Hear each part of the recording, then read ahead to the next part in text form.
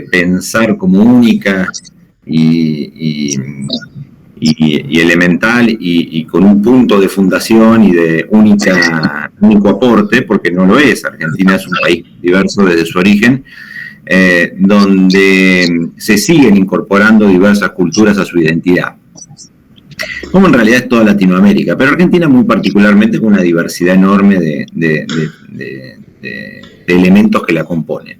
Desde los pueblos originarios, en su gran diversidad, no se puede hablar de los pueblos originarios en general, ¿no? Hay muchos pueblos, muchas culturas, desde los pueblos, no es lo mismo pensar en pueblos originarios de la Patagonia, o del noroeste, o del nordeste.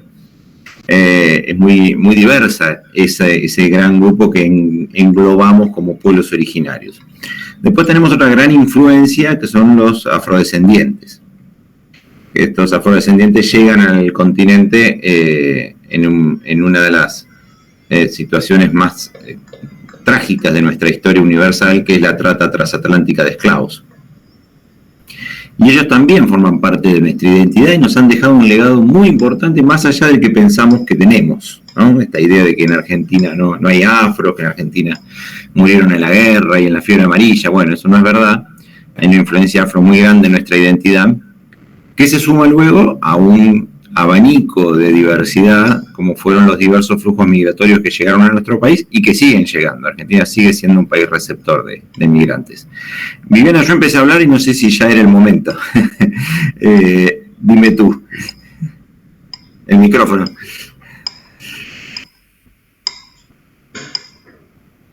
Está silenciada, Vivi.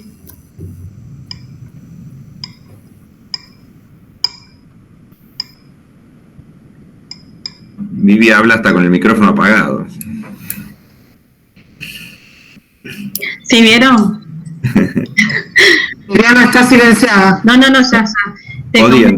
Te comentaba que se sumó Juan Pablo, que está en el subcomité de bomberos. Y bueno, sí, si querés seguir, no hay problema, Julio. Y bueno, el tema de AFRO fue ahora esta semana el día de la comunidad afrodescendiente.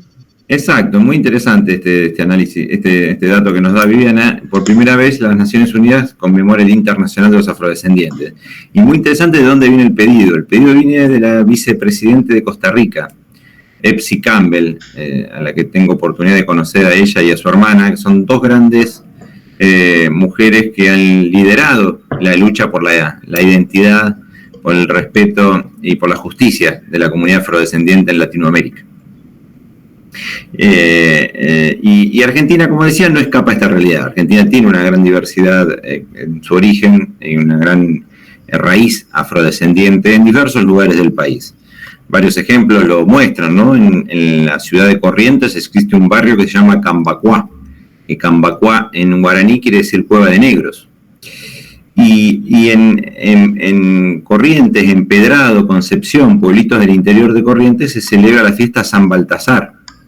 Y Baltasar no es santo, pero la comunidad afrodescendiente se identificó con él al ser un afrodescendiente, al ser un africano que aparecía en la Biblia, en los textos religiosos, como uno de los reyes magos. Y es muy interesante que hoy todavía se sigue conmemorando esta celebración en honor al rey Baltasar, a San Baltasar, y que se ha convertido en una fiesta pagana religiosa muy, muy interesante. Y por otro lado, diversos pueblos como San Félix, en la provincia de Santiago del Estero, un pueblo fundado por africanos que habían recuperado, afrodescendientes que recuperaron la libertad o se escaparon. Hay muy buenas escrituras sobre la influencia de los afrodescendientes en las poblaciones indígenas del Chaco, donde los esclavos escapaban de Corrientes, que era una ciudad colonial que tenía un astillero muy grande, y cuando el río Paraná lo permitía, se escapaban y se sumaban a las comunidades indígenas del Chaco. Y así podemos seguir hablando de la influencia en Buenos Aires. Y en este punto es un tema muy importante. Cuando decimos, bueno, ¿para qué conocer todo esto? ¿Para qué saber? Y bueno, cuando se dice que en Argentina no hay negros, que en Argentina los negros no existen porque murieron en la guerra y en la fiebre amarilla, estamos negando negando una parte de nuestra sociedad. ¿Y en qué influye eso? Bueno, influye que, por ejemplo, la señora María Elena Lamadrid, y Lamadrid tal vez le suena porque es una familia histórica y patricia de la Argentina, porque los afrodescendientes llevan los apellidos de las familias que los esclavizaban, porque no tenían sus apellidos originales, porque no existían, porque eran tribus de África cuando llegaron sus antepasados. La señora María Elena Lamadrid tiene alrededor de hoy de 80 años, es octava generación de argentinos. Yo creo que ninguno de los que estamos aquí somos octava generación de argentinos. Y esta señora, cada vez que entra a un lugar o conoce gente nueva, tiene que someterse a la pregunta: ¿vos de dónde sos? ¿No? Con este desconocimiento que es imposible que existan argentinos negros. Entonces ustedes van a cualquier lugar, van a encontrarse con un amigo, lo van a saludar, le va a sentir el acento y en ningún momento le va a preguntar de dónde es. Pero esta mujer, 80 años de su vida, respondiendo la misma pregunta, porque no puede ser que haya un negro argentino. Entonces miren ustedes qué interesante es conocer e interpretarse como una sociedad diversa, pero como una sociedad diversa como tal, y no seleccionando, ¿no? Porque cuando muchos dicen, bueno, si yo soy descendiente, mi abuelo era italiano, era español, eran rusos, polacos, todo eso está muy bien y somos parte de esa identidad también. Pero la identidad es mucho más amplia que los flujos migratorios, ¿no? Y son temas tan en boga que miren los debates que suscitan una frase del actual presidente de la Nación con el tema de que descendemos de los barcos, ¿no? Y que hubo toda una polémica con eso. Es un error que todos los presidentes pasaron por ese error, no es solamente el actual, pero es una frase muy trillada y que decimos mucho, que descendemos de los barcos. Eso obviamente es una metáfora y que tiene mucho de verdad. Somos sociedades que uno puede encontrar familias que tiene 100% de sangre europea por haberse mantenido los matrimonios y por haberse llevado, pero aunque no haya nada en la sangre, la cultura también es parte de la identidad. Y en la cultura estamos atravesados por todas las corrientes migratorias, por todos los pueblos originarios y por los afrodescendientes. Entonces Argentina es un país diverso en general. Y es una identidad que se sigue ampliando. Imposible pensar que en 1820 en Argentina se pudiera comer una pasta o a futuro luego una pizza. Y sin embargo luego es una comida corriente. Bueno, hace 20 años en Argentina no era muy común que un local venda arepas, o que los restaurantes peruanos que nacieron como bodegones en el abasto para la comunidad hoy sean restaurantes de lujo. Esa identidad es lo que nos sigue atravesando y que sigue continuamente cambiando, donde tomamos modismos en nuestras palabras que antes no usábamos, y ese país es esa posibilidad que nos da de ser un país continuamente en movimiento. Y digo continuamente en movimiento porque Argentina no es un país solamente receptor de inmigración. Argentina también expulsa migrantes. Se calcula que hay alrededor de más de 1 millón de argentinos en el exterior. Históricamente, ¿no? Argentina es un país que expulsa también ciudadanos al exterior. Y esos argentinos también se mezclan. Bueno, a mí es muy particular lo que yo siento actualmente, porque en Argentina yo soy descendiente de familia italiana y siempre participé de la vida de la colectividad italiana, y era recuperar esas raíces, esas comidas, esa gastronomía, esos valores, el idioma de este país de mi familia. Y aquí en Panamá estoy haciendo lo mismo, pero con los valores de la Argentina, ¿no? Buscando quién vende empanadas, quién hace alfajores, dónde conseguir productos argentinos y demás. Y uno cuando vive en el exterior siempre incrementa su nacionalismo, dicen, ¿no? Y suele pasar, y bueno, y tal vez sí. Y es muy interesante, acá también otro dato. En mi familia históricamente, cuando hay una fecha patria, lo que se hace es poner la bandera, si es de Argentina, y si es de Italia, la bandera italiana. Y en Argentina nadie te pregunta por qué poner la bandera italiana. Bueno, también de familia italiana. Lo sentimos como algo normal. Aquí a mis vecinos se asombran mucho y me vienen a preguntar ¿por qué ponen la bandera italiana si tú eres argentino? Y uno le dice, bueno, pues yo tengo la ciudadanía italiana, porque soy familia italiana. Y eso que se vive con una normalidad en Argentina, de descender de diferentes flujos y sentirse parte de los dos sin haber una contradicción, no es tan común en el mundo. Y Argentina eso es un valor agregado de nuestra identidad, ¿no? De tener todos 3 ciudadanías, sentirnos parte de todas y sin ningún problema, no hay ninguna contradicción.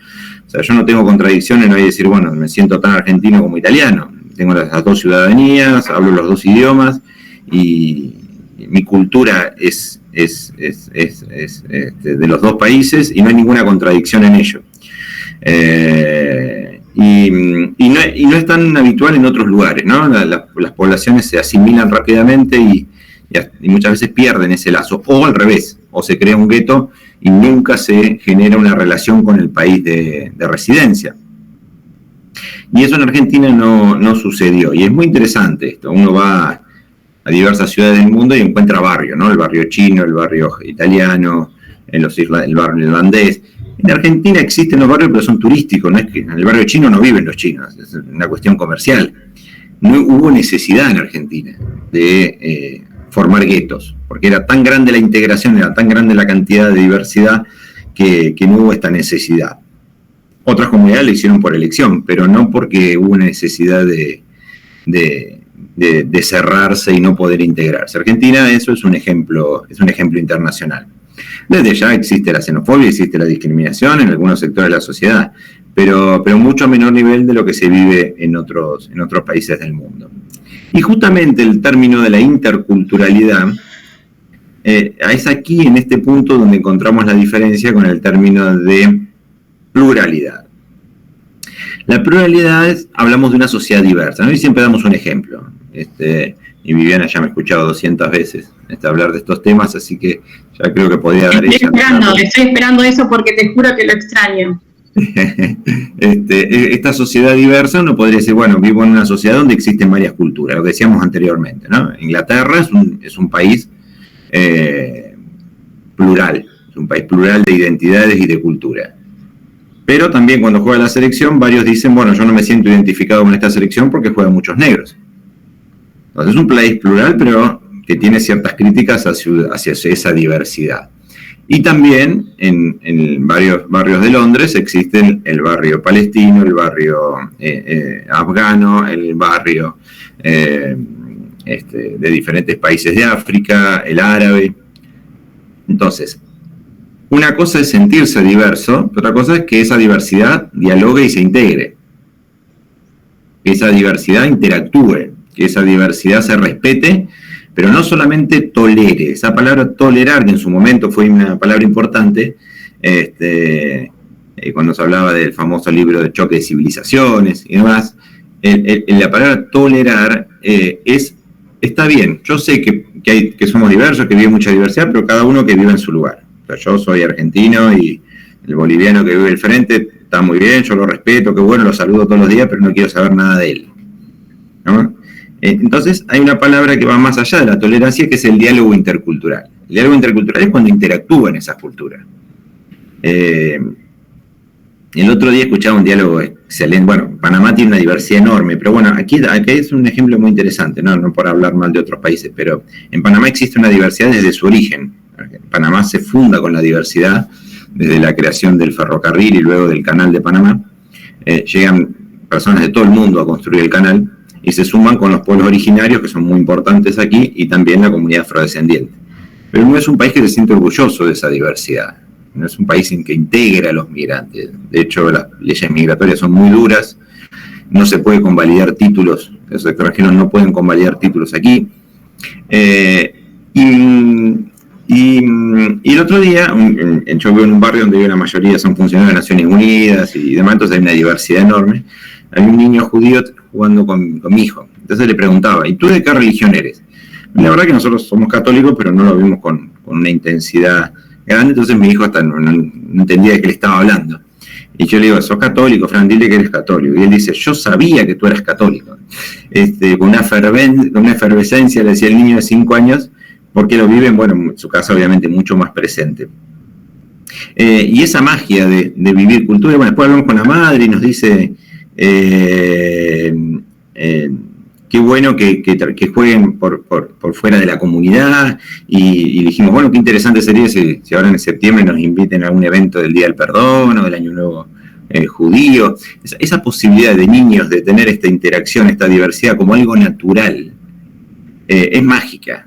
Es mágica. Y ese es el diálogo intercultural, esta posibilidad de respeto y conozco al otro. Y acá hay una punta muy importante. ¿Para qué conocer al otro? Es la principal herramienta contra la discriminación. Uno discrimina al que no conoce. Uno discrimina a lo que es místico, a lo que es misterioso, a lo que me dicen que puede hacer mal, ¿no? Y acá también otro ejemplo. Yo soy de Argentina, soy nativo de Necochea, una ciudad a 500 kilómetros de Buenos Aires, y cada vez que yo me iba a dormir la siesta, mejor dicho, no quería dormir la siesta, mi mamá me hacía dormir la siesta, me decía, bueno, anda a dormir la siesta, o si no te va a venir a buscar la gitana, ¿no? Y esta idea de la gitana, de los gitanos, y es un buen ejemplo de cómo lo que no se conoce se termina discriminando. La comunidad gitana en Argentina es una comunidad de más de 300.000 personas, una comunidad histórica, y uno de los países con más comunidad gitana del continente. Sin embargo, es uno de los pueblos más discriminados del país. Y siempre se hace énfasis en los canales, en la prensa y demás. Atraparon a una banda de gitanos, ¿no? La banda de gitanos que delinquen o que hacen los robos, secuestros express, o el engaño gitano, y yo digo, y cuando atrapan a un descendiente de español, dicen la banda de descendientes de españoles o la banda de descendientes de alemanes. No, y el que es delincuente no importa el origen, el que es delincuente en todas las culturas. Pero si se hace mucho énfasis en el origen, se corre este peligro de terminar generalizando. Yo recuerdo cuando estábamos en el gobierno con Viviana, y fue el caso de estos diputados que fueron asesinados en Congreso, que ahora estaba el juicio. Bueno, eso fue la prensa fue tremenda, y nosotros salimos ahí con un comunicado muy fuerte de la Secretaría de Derechos Humanos, a decir, perdón, son dos delincuentes, no importa el origen, porque si no se termina estigmatizando a todos. ¿Y hasta dónde llega esto? Sí, bueno, pero ¿qué tanto puede importar? Bueno, tuvimos un caso en el 2017, 2018, en Luján, que un vecino continuamente les decía barbaridades a una familia gitana que vivía al frente, le terminó diciendo barbaridades, hasta que un día, por una pelea estúpida de vecinos, fue y lo mató. Entonces, el crimen del odio todavía continúa. Y es muy interesante esto de decir, bueno, ¿cuánto sé del otro para criticarlo? ¿Cuánto sé del...? No, porque los bolivianos esto, porque los peruanos esto, porque... Y lo más interesante es que muchas veces no creemos que de nosotros también hablan, ¿no? Porque en el exterior, cuando uno va, asoma la cabeza, es el típico chiste, cuando un argentino quiere suicidarse, se sube a su ego y se tira. Y esa imagen la tenemos muy, muy arraigada en el exterior. Entonces nosotros también somos hasta sujetos de discriminación, porque el que discrimina también es sujeto. Todos alguna vez recibimos algún tipo de discriminación, y todos alguna vez discriminamos. Entonces, la interculturalidad lo que nos invita es a conocer, a dialogar con el otro, a saber al otro, y totalmente, habrá personas que te caerán mejor, otras que te caerán peor, hay delincuentes en todos lados, pero no es por una cuestión cultural, no podemos generalizar, ¿no? Porque yo cuando hacíamos los talleres en la escuela trabajábamos con un ejemplo que era increíble, como en todas las escuelas se repetía. Decíamos, bueno, hay un título del principal diario de Argentina que dice Secuestros Express, una nueva manera de hacer dinero fácil de la comunidad gitana, ¿no? Yo le decía a los chicos, ¿qué les parece este título? ¿Lo ven bien? ¿Dónde ven el error de este título?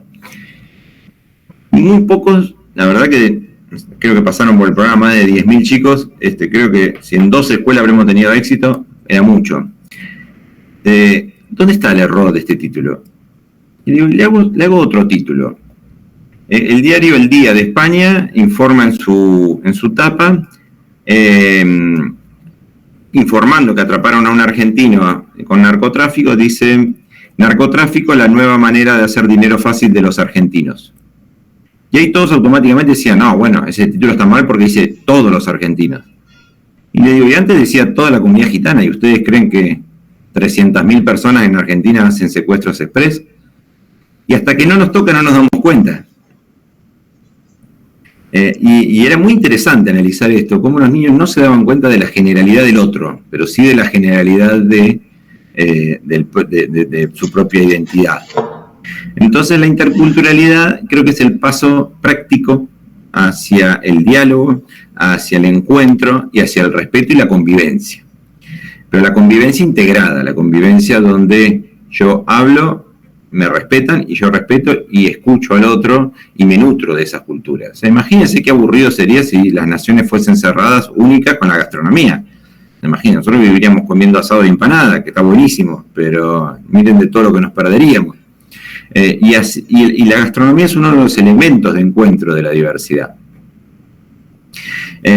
Como también es el lenguaje, desde ya, nosotros tenemos un montón de palabras que utilizamos que creemos que son de siempre y que son del español. Nosotros hablamos muy distinto al español de Centroamérica, por ejemplo, o de gran parte de Sudamérica, porque tenemos una influencia de la diversidad cultural enorme.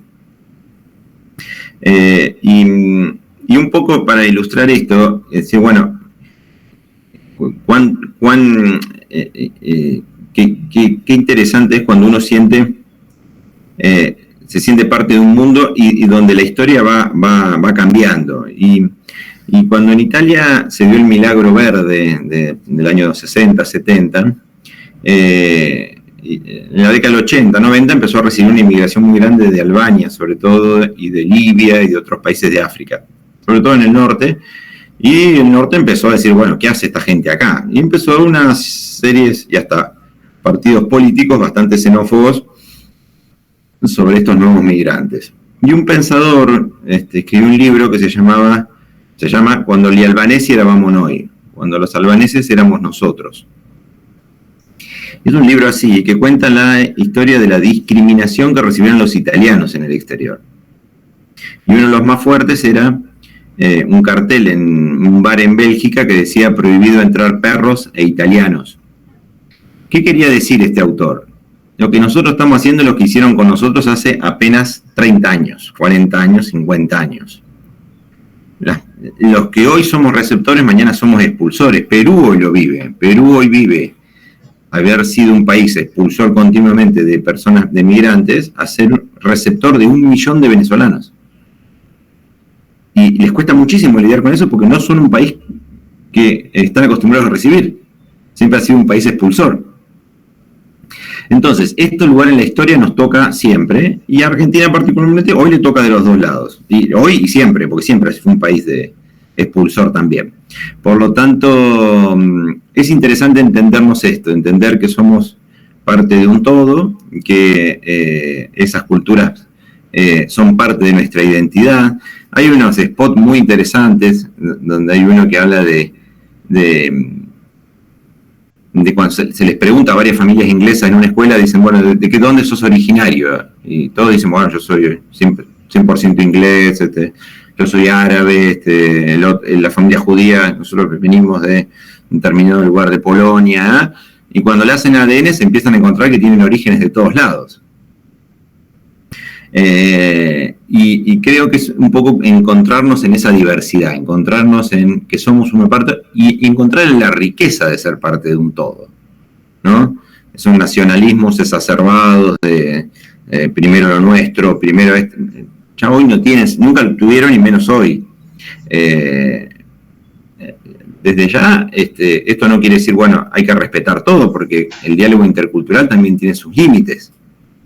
Porque una tribu de África puede decir, bueno, para nosotros es una tradición cortarle el clítoris a las niñas, para que no gocen. Y dijimos, bueno, ¿y eso qué hacemos? ¿Respetamos la interculturalidad? Entonces también nos da desafíos, también nos plantea desafíos la interculturalidad. Y ahí, bueno, existen también normas superiores, el interés superior de los niños, la Ley Universal de Derechos Humanos. Existen varios elementos que se pueden poner en diálogo frente a una situación como esta. Pero también, y no yendo muy lejos, la comunidad gitana dice, bueno, nosotros los temas los arreglamos nosotros con el Consejo de Mayores. Bueno, pero está la justicia, porque ustedes viven en un país en donde dentro de los 3 poderes está la justicia, y los problemas judiciales se arreglan con la justicia, no con un Consejo de Mayores. Siempre que no traspase los límites de la comunidad, no hay problema, pero cuando lo traspasa, hay intereses superiores. Entonces, nos plantea un desafío la interculturalidad también. se va a la escuela, ¿sacamos los crucifijos de las escuelas o no los sacamos? ¿Los niños musulmanes pueden ir con un turbante o no pueden ir? Bueno, son todos los debates que hoy se está dando en la sociedad, sobre todo en Europa, y que son sumamente interesantes. Porque nos habla de un elemento que Argentina también fue un ejemplo a nivel internacional, que fue la escuela. La escuela en Argentina fue un nivelador, la escuela pública, en un momento de la sociedad donde en la década del 50, del 60, uno entraba a un aula y escuchaba todos los idiomas habido y por haber. Y la escuela sirvió para nivelar, para nivelar y para encontrar, mejor dicho, que nivelar, a diversas culturas, diversas religiones, antes que existiesen en gran mayoría como existen hoy las escuelas por comunidad o por religión. Por lo tanto, la escuela es un punto sumamente interesante y que es donde hay que trabajar y mucho, sobre todo con los niños, para entender la diversidad como algo natural. Y eso se aprende desde niño. Por eso yo celebro que en el actual lugar donde estoy viviendo mi hijo tenga esta posibilidad de encontrar como normal jugar con musulmanes, con judíos, con europeos, con latinos, con japoneses, chinos, sin ningún inconveniente, ni siquiera se plantea. Eso es lo interesante de los niños y en la esperanza que nos deja como sociedad, y ni siquiera se plantea de dónde es, de cómo es, de si es blanco, si es negro, si es oriental, si es occidental. Y creo que es un mensaje que nos deja. Y otra cosa interesante, y con esto termino y quedo abierto al debate y a las preguntas, que también muchas veces con los argentinos nos autocastigamos, nos autoflagelamos mucho, pero en muchas cosas tenemos que sentirnos orgullosos. Y una de las cosas que nos sentimos orgullosos es que la migración y la diversidad cultural como tal nunca fue un tema de campaña política en Argentina. O sea, no hay un partido político en Argentina que tenga en su plataforma qué va a hacer con los migrantes o qué va a hacer con la diversidad cultural. Se da por hecho que es parte constitutiva de nuestra identidad. Hay algunos dirigentes políticos que hablan más, otros menos, pero en las plataformas de los partidos políticos en Argentina y en las campañas presidenciales y legislativas nunca estuvo como un elemento de debate. Nunca estuvo como un elemento de, uno nunca escucha una propuesta, vamos a modificar la ley de migraciones o vamos a dejar de reconocer suelos a los pueblos originarios. Después hay gobiernos que abren más, que abren menos las posibilidades migratorias, hay gobiernos que tienen más relación, menos relación con los pueblos originarios, pero no es un tema de base de campaña política, que en otros países sí. Entonces creo que eso también es otro motivo de orgullo. Y para terminar, aquí atrás viene una imagen que hizo el profesor Lelio Mármora. Lelio Mármora es una de las personas más instruidas, más interesantes en materia migratoria de la Argentina, es uno de los padres de la ley migratoria argentina, de la Conferencia Sudamericana de Migraciones, es una gran persona, y él dibujó este dibujo, que es la cara de Gardel, y él dice en el cuadro, él también fue un inmigrante, ¿no? Entonces lo que quiere decir con eso es, bueno, una figura tan importante para la cultura argentina como es Gardel, que es el símbolo de la música del tango en el mundo, no era argentino, no se sabe dónde era todavía, pero argentino no era, ¿no? Había nacido o en Uruguay o en Francia.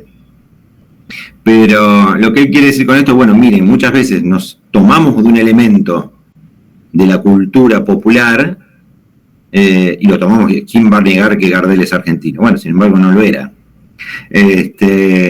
Para decir, bueno, qué interesante es como un símbolo cultural también proviene de otras tierras y lo tomamos como propio y va a ser nuestro sello de identidad seguramente en el futuro.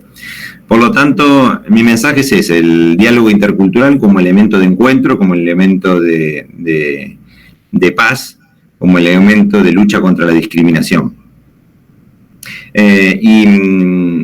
Y desde el conocimiento se eliminan muchas barreras de lo que yo creo que son, ¿no? Esta idea de, bueno, los gitanos son esto, los colombianos son esto, los argentinos son esto, los bolivianos, bueno, y es así.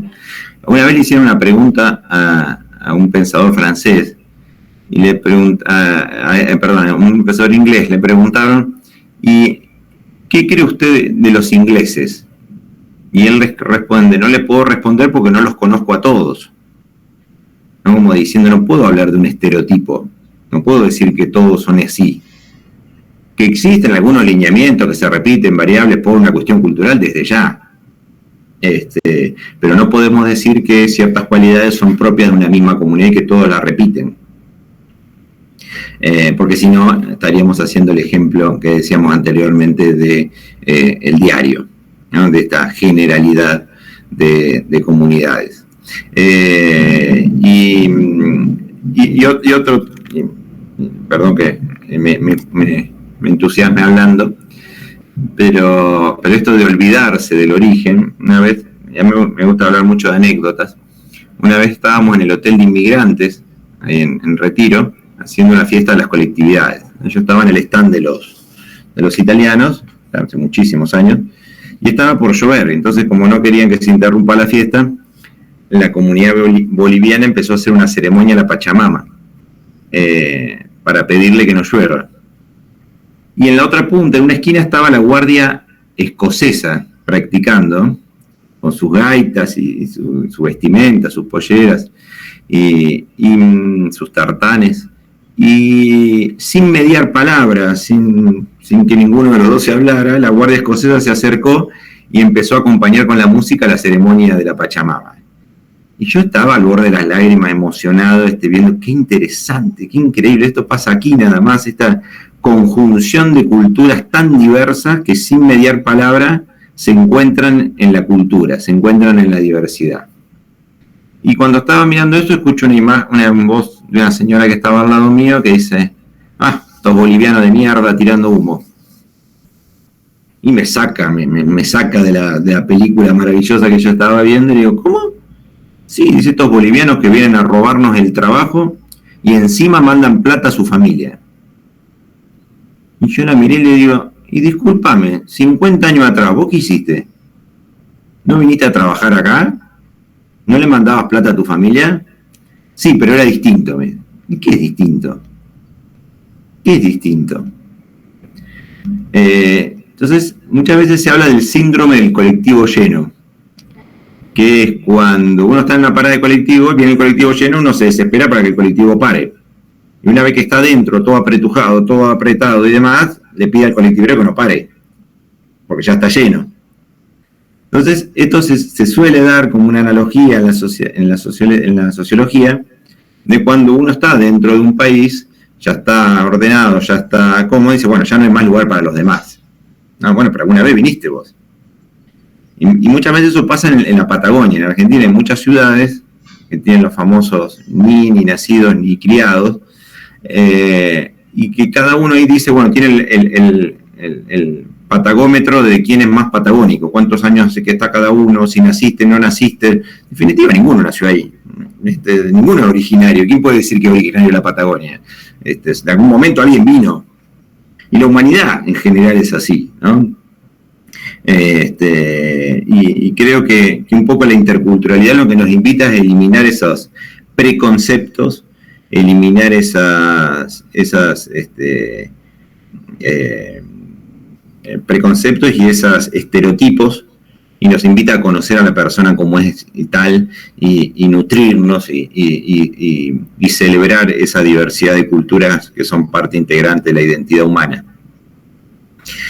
Por lo tanto, nuevamente muchísimas gracias por este espacio, por poder hablar de estos temas que tanto a Viviana como a mí nos apasionan, y más allá, y quedo desde ya, más allá de esta charla, disponible para lo que necesite y pueda ayudar. Muchas gracias, Julio. Estamos, bueno, si los chicos y las chicas quieren comentar algo, preguntar, espacio de preguntas. Sí, hola, ¿cómo estás? Me encanta la charla, obviamente, espectacular. Yo tengo una pregunta porque justo mi mamá es la presidente del Rotary Club de mi ciudad, y hoy en el almuerzo hablamos de que estaría buenísimo hacer una reunión con algún club de otro país, entre rotarios, para charlar, más que nada para el mes de la familia y todo eso. Y yo, lo primero que se me vino a la cabeza es que tenía miedo de que por ahí alguna persona dijera un comentario fuera de lugar, con no sé, lo que sea, de todo esto de lo que son estereotipos y bueno, etnocentrismo en general, ¿cómo puedo pasar esta charla de cierta forma resumida para el resto del club? Algo como explicar para prepararnos para recibir a otro club de otro país. Ya, yo creo que lo que tiene que servir este tipo de encuentros y demás es ser difusores de estas ideas. O sea, yo creo que tú puedes ser la que hable de estos temas, más allá de que hay mucha bibliografía sobre el tema y demás. Pero también lo que hay que tener es derribar esos miedos, porque, bueno, también no quiero hacer esto porque muchas veces nos pasa, ¿no? No sé, si vamos a la casa de una familia que no es de nuestra religión, decimos, bueno, a los niños, cuidado con lo que vas a preguntar, cuidado con lo que vas a... Que lo pregunte, ¿cuál es el problema? Y que lo diga, y está bueno corregirlo delante de los demás para que todos aprendan, no retarlo, digo, pero sí decir, bueno, si se equivocó en algo, poder analizarlo, ¿no? Yo me acuerdo la primera vez que entré a la ciudad de Buenos Aires a trabajar, en mi ciudad no había comunidad musulmana, y viene el presidente del centro islámico, me presentan a la mujer y yo voy, yo soy muy latino, de agarrar, de besar, cuando la voy a abrazar casi me saca corriendo, y me dice, yo la saludo con el corazón. Y bueno, está bien, me equivoqué y ahí aprendí de que las mujeres musulmanas se las saluda de alguna determinada manera y no con el contacto. Hola. Pero no hay que derribar esos miedos y aprender. Hola. Y que estos encuentros, que me parecen sumamente interesantes, hola. El Rotary tiene una magia que está en todo el mundo, que tiene la posibilidad de intercambiar con todos los países, y me parece sumamente interesante que lo puedan hacer y llevarlo adelante sin ningún tipo de miedo.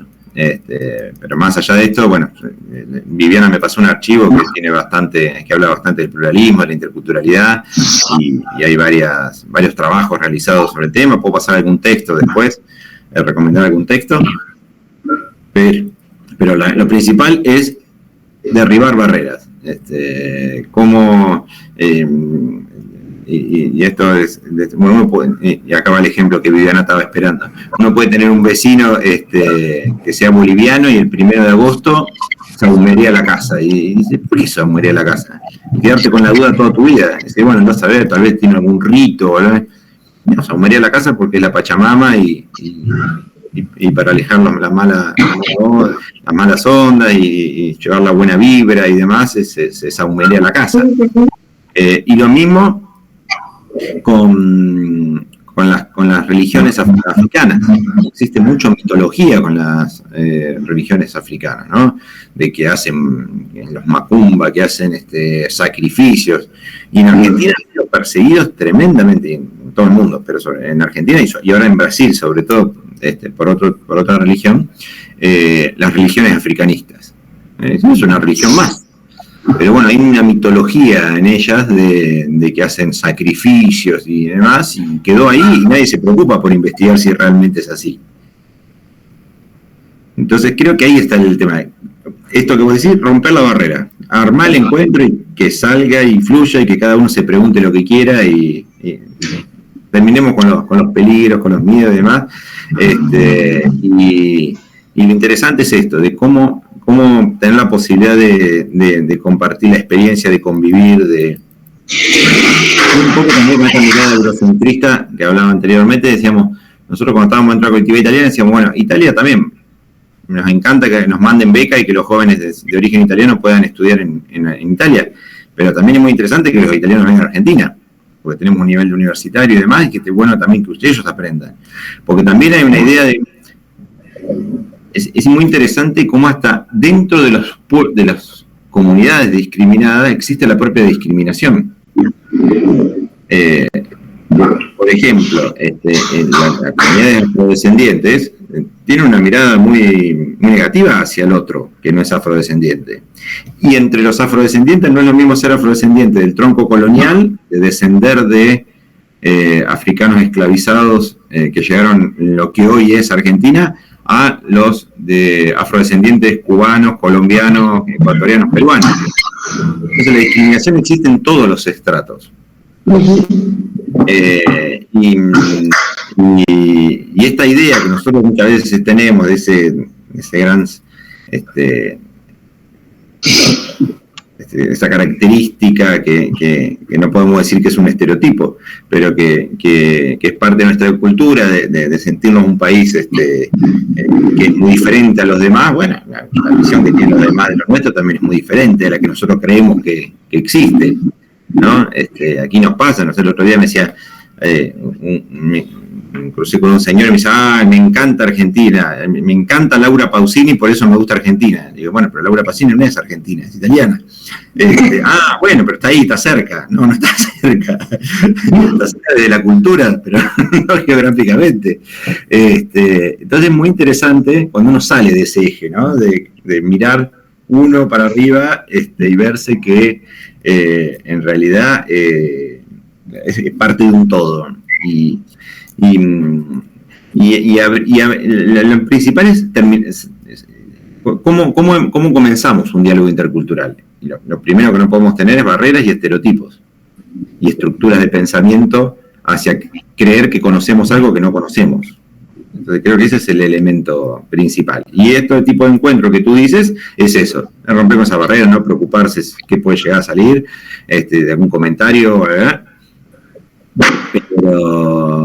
Pero bueno, nada, me parece eso, ese elemento principal, romper barreras para comenzar el diálogo. Julio, yo quería comentar algo que mientras hablabas, bueno, primero felicitarte porque realmente excelente todo lo que nos transmitiste. Me ibas haciendo acordar muchas cosas de las que vivimos con intercambio de amistad. Nosotros hicimos varios intercambios, uno fue a México. Y muchas veces cuando comentamos que estuvimos para el Día de Muertos y que nos han llevado a recorrer tumbas, porque es la costumbre que ellos tienen para el Día de Muertos, prenderle velitas, llevarle flores a las tumbas que no tienen. Y por ahí lo comentamos incluso a rotarios o a cualquier otra persona, y nos dicen, ¡uy, cómo! ¿Y fueron al cementerio? ¿No? Como una cosa negativa. Y pensaba en esto de estar abierto a conocer la cultura del otro, ¿no? Nosotros lo vivimos con tanta alegría, digamos, porque ellos ponen música ese día. Bueno, si alguien vio la película Coco, en la película Coco está bien descrito de qué se trata el Día de Muertos. Si no la vieron, la recomiendo. Y digo, ¿no? Por ahí, el no conocer, esto que vos decías, el no conocer de qué se trata eso, hace que el otro diga, no, ¿cómo te llevaron a un cementerio a la noche? ¿No? Es como algo negativo. Y también pensaba, cuando recién decía Paula de hacer esa reunión, el año pasado, en mi club, bueno, yo fui la presidenta del periodo anterior, y para el Día del Amigo hicimos una reunión con México, justamente. Y a raíz de este intercambio, que quedó una amistad muy linda, y hoy somos hermanos, hicimos un hermanamiento con México, entre mi club y el club de la Guetza. Y el Día del Amigo, sin mucha preparación previa, Pilar, lo que fue importante es que cuando yo volví del intercambio, transmití a mis compañeras todo lo que había vivido, y creo que ese entusiasmo también hizo que quisieran hacer esta reunión de amistad.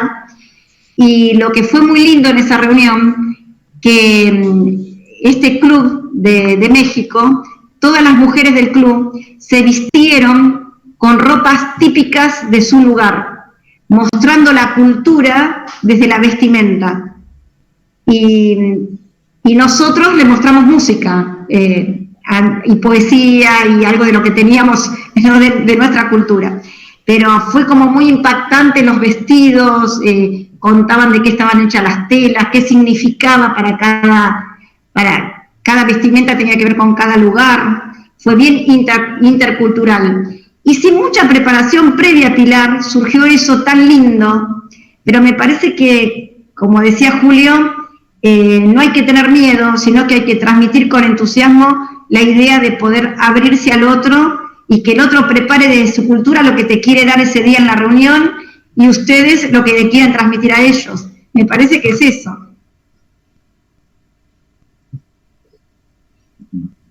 Totalmente. Bueno, lo que tú acabas de decir, tenemos unas familias mexicanas aquí y el año pasado nos explicaron bien cómo es la tradición del altar a los muertos. Me pareció sumamente interesante. Qué interesante poder conectar con la raíz de su familia a través de este altar de fotos y de enseñar a las nuevas generaciones quiénes precedieron, porque es imposible pensar,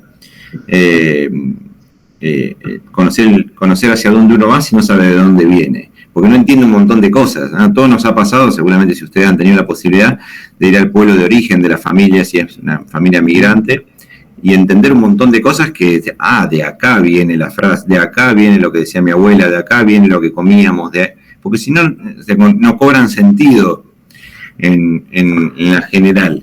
Y esta tradición es sumamente interesante y qué bueno. Otra cosa, por ejemplo, yo siempre con estos nacionalismos que uno tenía, en cierta forma, ¿no? En Argentina, además, si Halloween, esta fiesta gringa. Acá en Panamá se celebra y mucho Halloween. El año pasado, mi hijo estaba desesperado para hacer, ¿por qué no? Y uno terminamos haciendo y dijimos, qué espectacular, qué tonto que uno dice, no, a esto no. Y lo que no hay que hacer es despreciar lo de uno y valorar siempre lo de afuera. Pero lo que hay que hacer es disfrutar todo. Qué necio, ¿por qué no?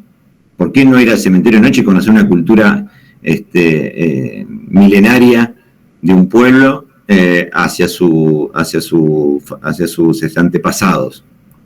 O por otro lado, miren qué interesante, yo acompañaba mucho a la comunidad, a las religiones africanistas en Argentina, cuando era funcionario, y el 2 de febrero se celebra Iemanjá, que es una figura dentro de algunas religiones de raíz africana, la diosa del mar, la orilla del mar. Que miren qué interesante, que la figura es muy diversa como en Latinoamérica se conoce, pero si uno mira Iemanjá y mira la Estela Maris, que es la Virgen Católica, es muy parecida, porque ¿qué hicieron los africanos? Terminaron llevando su imagen de culto a una imagen similar al catolicismo para que se las permitan llevar adelante. Entonces la asimilaron, esa es la famosa asimilación, la asimilaron para que puedan hacer su fiesta. En definitiva, bueno, no estamos celebrando a Iemanjá, estamos celebrando a Estela Maris. Bueno, eso quedó. Pero miren qué interesante, la religión africanista, que es sumamente perseguida, que dicen que es retrógrada, que hace sacrificios y demás, no pregunta sobre identidad sexual. No existe si sos divorciado, separado, ¿qué importa? Mientras uno quiera vivir la fe y quiera vivir el espíritu de la religión. Entonces miren qué interesante, algo que se lo tiene como algo retrógrado, como algo negativo, como algo que hacen sacrificios, que es algo antinatural, no pregunta desde su historia, desde su nacimiento, sobre identidad sexual y sobre situación matrimonial. Y esto no estoy hablando mal de ningún culto en especial, pero lo que digo es, miren qué interesante, algo que se piensa como algo totalmente retrógrado, miren qué evolucionados están en algunos temas, pero que no los conocemos porque no sabemos, y muchas veces cometemos el error de sumarnos a ese conocimiento efímero que existe y que factiblemente es erróneo. Yo tengo una afinidad muy grande con la comunidad gitana, para mí tengo una relación espectacular con la comunidad, y he encontrado unas tradiciones y unos valores que son increíbles. Nunca van a encontrar un abuelo gitano en un geriátrico. No existe que un abuelo no muera con su familia. Y un respeto enorme con los niños. Y una vez decía, bueno, ustedes saben, existe este mito que los gitanos roban niños, y una señora gitana muy, muy anciana me dice, ¿para qué queremos más niños con todos los que tenemos? Pero muchas veces uno se pone en esto y a repetir, ¿no? O un montón de frases que tenemos en nuestro idioma. La cosa viene negra, trabajo en negro, como lo negativo. Una oscura etapa de nuestra historia. Todo lo oscuro es malo, ¿no? Como también todo lo de izquierda es malo con respecto a lo de derecha. Digo, son frases que uno va repitiendo y que muchas veces no sabemos hasta el origen, ¿no? Este es un gitano para hacer negocios. O este es avaro, este es un judío. O viene un árabe otra vez hicieron muy interesante, hicieron una cámara oculta de una persona vestida con una túnica, con una mochila, y llegaba a un shopping, dejaba la mochila. Y la gente se volvía loca, se alteraba, gritaba, salía corriendo. Iba otro chico normal, para la lógica, dejaba la mochila y nadie hacía nada. Entonces el estereotipo que nos vamos haciendo, ¿no? Y lamentablemente la televisión lo sigue reproduciendo. Ustedes miren cuando ven una serie en Argentina, cada vez que aparece un mafioso es un italiano, cada vez que aparece un bruto es un gallego, y cada vez que aparece un avaro es un judío. O sea, miren, no necesariamente se discrimina a los actuales pueblos migratorios, sino que se sigue con estereotipos de flujos migratorios anteriores. Y creo que gracias a Dios hemos evolucionado muchísimo en eso, que estas cosas cada vez se denuncian más. Pero muchas cosas se ponen en la balanza. Hay determinados grupos que han podido trabajar mejor su lucha por su identidad, por su respeto y demás, y otros que no han tenido esa posibilidad y que lamentablemente siguen siendo discriminados y pocas banderas se alzan por ellos. Así que es muy interesante esto de abrirnos a conocer. Qué belleza, qué hermosa posibilidad abrirnos a conocer lo que no conocemos, lo diverso, y seguramente nuestras vidas serán más divertidas y más nos sorprenderemos más, que es lo interesante. Y muchas veces vamos a decir, qué tonto que fui, miren lo que pensé y lo que me estaba perdiendo, ¿no? Yo sufro mucho por la gente que no come demasiadas cosas, ¿no? Digo, qué lástima que se están perdiendo un montón, ¿no? La gente que se estructura y no come, que le cuesta mucho probar sabores. Imagínense, mi trabajo durante vida, yo vivía comiendo en las sedes de colectividades, en el Día del Perdón, en la ruptura del ayuno, del Ramadán. Para mí no había cultura, no había religión. Y qué interesante esto. Miren, una anécdota. En pandemia, acá en Panamá fue durísima la cuarentena. Muchas veces cuando en Argentina dicen que fue dura, les puedo asegurar que hay países peores, y Panamá fue uno de ellos. No sabíamos qué hacer ya con mi familia, y en Buenos Aires habíamos hecho un libro sobre la gastronomía de las colectividades. Entonces, todos los días abríamos una página del libro y hacíamos la comida que salía. Y qué interés, y decíamos, bueno, qué afortunados que somos, ¿no? De poder tener esta diversidad. Tal cual, Julio. ¿Y alguna otra consulta, pregunta? Yo quisiera pedirle el Instagram a Julio y, bueno, sacar unas fotos si nos dejan. Sí, claro. En Instagram estoy como @JulioCrochi. Bueno, ahí van a ver muchas noticias de mi trabajo. Nosotros trabajamos para respuesta a la situación de Venezuela en Latinoamérica y el Caribe. Acompañamos a los flujos migratorios de venezolanos. Actualmente a mí me toca trabajar con la sociedad civil, así que estoy feliz de trabajar con las organizaciones de venezolanos. Y por otro lado, los procesos intergubernamentales, que son los países que ponen a trabajar sobre la temática de Venezuela en conjunto, todo a nivel técnico, a nivel en la recepción y mejorar vida de los migrantes y refugiados venezolanos en la región. Y cuenten conmigo para mientras pueda, contra los tiempos y demás. En estas charlas disfruto más yo que ustedes, así que bienvenidos sean estos espacios de encuentro, de reflexión, de pensamiento, y bueno, ya tengo un montón de anécdotas. Ha sido tan divertido trabajar estas temáticas que uno se ha encontrado con... Sí, le iba justamente, Julio, a contar, y con Julio estuvimos en programa Siria, desde el 2016, 2019, entonces también en este programa era también aprender nosotros, ¿no? A la integración, a la cultura, digo nosotros en sociedad, más allá que es la tercera línea migrante más fortalecida en nuestro país y más grande, la sirio-libanesa. Pero nos pasaban cosas, como cuenta Julio, y les voy a dar 3 anécdotas chiquitas. Cuando llegan los primeros, bajo programa Siria, los primeros sirios a Córdoba, el intendente los recibe con odaliscas. Y los sirios se miraban entre ellos y decían, ¿por qué odaliscas? ¿No? Entonces uno dice, bueno, pero es lo más que nosotros vayamos a Alemania y nos reciban con gauchos. Uno va a decir, ¿pero por qué gauchos? Hay una festividad, ¿por qué nos reciben así? Entonces también entender del otro lado, cuando unas personas usan unos tonos o se manejan de una forma, de dónde vienen y por qué lo hacen, ¿no? En esto que decía Pili, es ir al encuentro y ver que seguramente va a ser muy enriquecedor, porque el ir al encuentro es conocerse en las diferencias. Otra de las cosas que nos pasó con la comunidad sirio-libanesa acá en Ciudad Autónoma, que me decían, no llegan bajo programas sirios gay. Y la verdad que no les pregunto su parte sexual en realidad. Vienen migrantes sirios. Entonces uno piensa y dice, pero como si está tan establecido en la Ciudad Autónoma de Buenos Aires, están abiertos a derechos, justamente la comunidad pregunta sobre algo tan puntual. Y otra cosa que nos pasó, y digo en los distintos escenarios, ¿no? Justamente en la ciudad de Necochea, el llamante, el que recibe a la familia siria, era su hermano. O sea, venía el hermano con sus sobrinos. Dice, bueno, se van a cumplimentar mucho mejor porque es un familiar.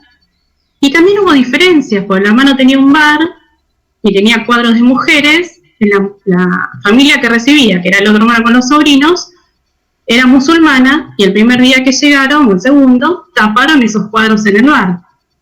Entonces, las diferencias siempre se dan. El tema es que ir al encuentro, al diálogo, entendernos, no ceder, obviamente, no ceder en algunas cuestiones y no perder la identidad nuestra, pero sí ser empáticos, ¿no? En ser receptivos y ayornados en eso. Creo que es lineamientos básicos y bueno, con Julio, muchas experiencias. Julio, yo te juro que estaba esperando la nena china, Daniela, pero bueno, en un momento también va a contar esa historia. Sí, seguramente. Muy interesante lo que dice Viviana, porque ¿de dónde parte la integración y el diálogo intercultural? ¿Parte solamente de la sociedad que recibe, en este caso cuando hablamos de migrantes, o de pueblos originarios, afrodescendientes? ¿Parte solamente de la sociedad? No, el diálogo intercultural parte de los dos, ¿no? Si uno llega a otro país, tiene que estar abierto a conocer esa cultura, tiene que recibir, ser bien recibido y difundir esa cultura, pero también adaptarse a esa cultura donde va. O sea, el diálogo es ida y vuelta. Esa posibilidad de, si uno va a otro lado, sentirse con el derecho a poder hablar de su cultura y ser respetado, pero también respetar la cultura a la que va y a la que va. Entonces, es un diálogo de los dos lugares. Y esta idea de eliminar esa creencia, ese tema que creemos que conocemos lo que no conocemos. Es imposible que yo pueda hablar de alguien que está aquí en las salas, excepto Viviana, que la conozco, pero es imposible que yo hable de alguno de ustedes porque no los conozco. Yo no puedo dar una opinión.